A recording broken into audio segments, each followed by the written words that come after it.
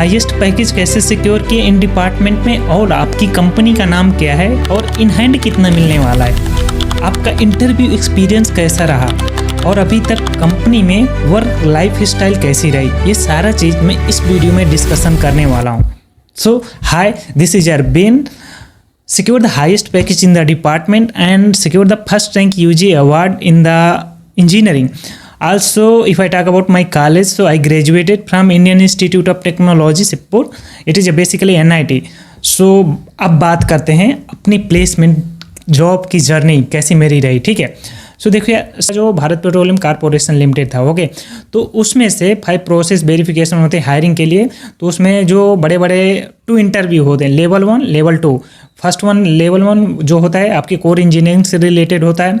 जो लेवल 2 होता है वो अपने मतलब स्किल कैरिकुलम एक्टिविटी कॉलेज में कितना परफॉर्मेंस किया, कैसे सीखा, 4 ईयर तुम्हारा 4 ईयर कैसे रहा, ये सब चीज़ के बारे में एक एक डिटेल से पूछते हैं। तो ये मेरा लेवल 2 हुआ। देन जैसे लेवल 2 तुम्हारा क्रॉस होता है ना, तो तुमको एक ऑफ़र फाइनल ऑफ़र मिलता है।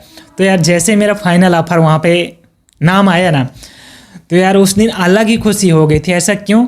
क्योंकि यार मेरे जो पीढ़ी थी ना, मेरे फैमिली में किसी की जॉब नहीं थी, और जो मेरे रिश्तेदार थे ना यार, किसी की जॉब नहीं थी मेरी फैमिली में, तो रिश्तेदारों में भी नहीं थी।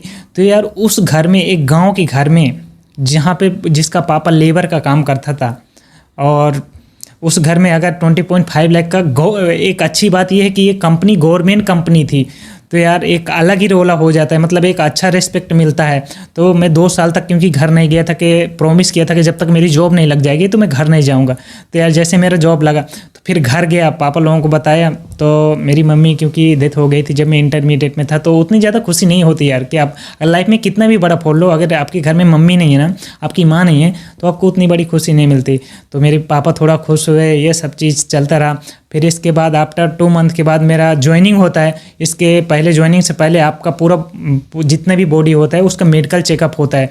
तो मेडिकल चेकअप होने के बाद वो तुमको ज्वाइनिंग के लिए बुलाते हैं। तो मेरा ज्वाइनिंग हुआ, तो उसमें 2 मंथ का इंडक्शन पीरियड होता है, ठीक है। इंडक्शन पीरियड में क्या होता है ना कि तुमको जितने भी SBUs वगैरह होते हैं पब्लिक सेक्टर अंडरटेकिंग में, तो SBUs के बारे में नॉलेज देते हैं कि ये जैसे रिफाइनरी हो गई, रिफाइनरी में क्या होता है, सेल्स ऑफिसर में क्या होता है, और आप रिटेल्स में क्या होता है, LPG में क्या होता है। डिफरेंट व्यू में तुमको एविएशन वगैरह ले जाएंगे। जहाँ 2 मंथ का जैसे इंडक्शन पीरियड ट्रेनिंग होता है, उसमें तुम डिफरेंट स्टेट और सिटी में विजिट करते हो। अगर तुम्हारी डिस्टेंस जहाँ पे तुम्हारी ज्वाइनिंग 500 किलोमीटर से ज़्यादा है, तो तुमको फ़्लाइट अवेलेबल करते हैं, फ़्लाइट बुक करते हैं अपने कंपनी की साइट से। तुम कंपनी में ऐसे जाते हो, फिर तुम साइट पे विजिट करके देखते हो। अराउंड 1 वीक का रहता है, हर साइट पे तुम 1 वीक के अराउंड रहते हो। जैसे हमारा था ना, तो एविएशन में 1 वीक के लिए रहे, रिटेल में 1 वीक रहे हम लोग, डिफरेंट स्टेट में। ऐसा तुम्हारा 2 मंथ तक चलेगा। देन जैसे तुम्हारा इंडक्शन पीरियड ट्रेनिंग खत्म होता है, तो तुमको BU अलॉट करते हैं। तुम्हारा प्रेफरेंस ऑलमोस्ट 50% तो तुम्हारा प्रेफरेंस रहता है कि तुम कैसा परफॉर्मेंस किए हो 2 मंथ के ट्रेनिंग में, तुमने क्या सीखा है, ठीक है, उसके बेसिस पे। नहीं तो 50% ऑलरेडी जो इंटरव्यू प्रोसेस होते हैं उससे डिसाइडेड हो जाता है कि तुमने कैसा परफॉर्मेंस किया था। तो ये हुआ। एंड इसके बाद सैलरी देखो तुम्हारा स्टार्ट हो जाता है। ऐसा नहीं कि तुम्हारा इंडक्शन ट्रेनिंग में सैलरी नहीं मिलता है, ये डाउट नहीं है। ये सैलरी तुम्हारा फुल सैलरी तुमको मिलता है, ओके। देन इसके बाद अलॉट होने के बाद तुमको 2 मंथ इंडक्शन ट्रेनिंग में 5 स्टार होटल में रखते हैं। अलग ही मज़ा आता है उस टाइम। एंड इंटरेक्शन करते हो तुम डिफरेंट IIT NIT के लोगों से जो तुम्हारे साथ होते हैं, तो और ही मज़ा आता है।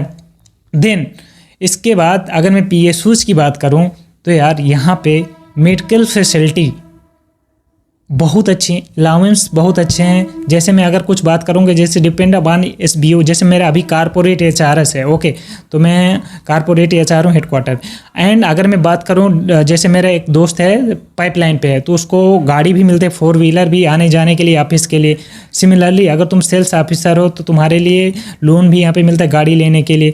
तो अलाउंस मतलब नो डाउट कि बहुत अच्छा है यार। यहाँ पे स्टेबिलिटी अलग से है क्योंकि गवर्नमेंट कंपनी है, राइट।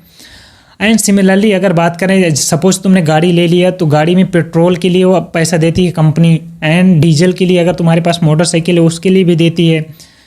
तो ये, और देखो यार, अगर अपनी बात करूं तो मैं एक गांव का बच्चा था, कभी फ्लाइट को पास से नहीं देखा था। जब से मेरी इसमें ज्वाइनिंग हुई ना, 7 से 8 महीने हो गया, मिनिमम आई गेस 8 से 9 बार मैं फ़्लाइट में जा चुका हूँ विजिट करने लोकेशन। तो ये भी देख सकते हो यार, जिस बंदे ने कभी फ़्लाइट नहीं बुक की थी, कंपनी 20-20 हज़ार 30-30 हज़ार की ऐसी फ़्लाइट बुक करती। तो ये सारे मतलब अपॉर्चुनिटी तुम्हें PSOs में मिलेगी। मैं किसी तारीफ़ नहीं कर रहा पब्लिक सेक्टर अंडरटेकिंग की, बट ये जो मुझे लगा कि ऐसा है तो है यार।